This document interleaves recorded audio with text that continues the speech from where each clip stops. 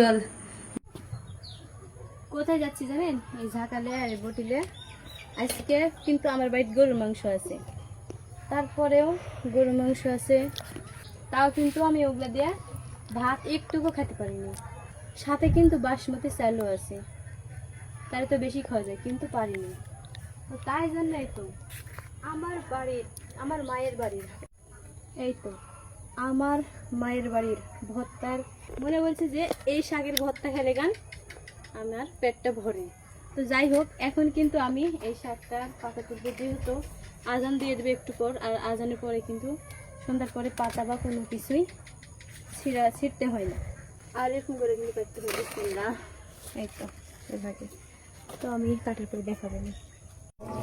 এটা এখন কুটে নিব, এই তো পেঁয়াজ রসুন এটা আলু এখন বেশ কুটে নিই। এই তো কুটে নিই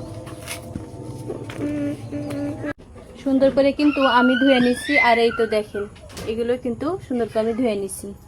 কড়াইটা দিয়ে দিচ্ছি, এখন জালটা ধরাই দেবে। প্রথমে তেল,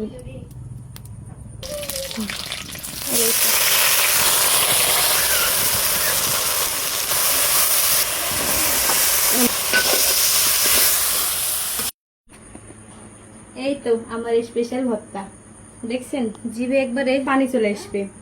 এই তো বাসমতি চাল দেখলে বোঝা যাচ্ছে, এই তো বাসমতি চাল। আর এই তো ভর্তা, ঝাল ঝাল ভর্তা, দস্তার পাতার। তো আমি এখন খাবো, আর কি স্বাদ করে যে খাবো ইয়ার বলবো, বলার ভাষা নেই। তো শুরু করে যাক, দেখি খেয়ে। বিসমিল্লাহ।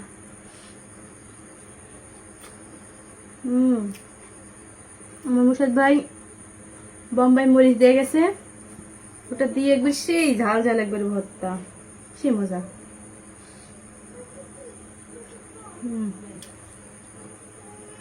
দোয়াত রইলে চলে আসেন।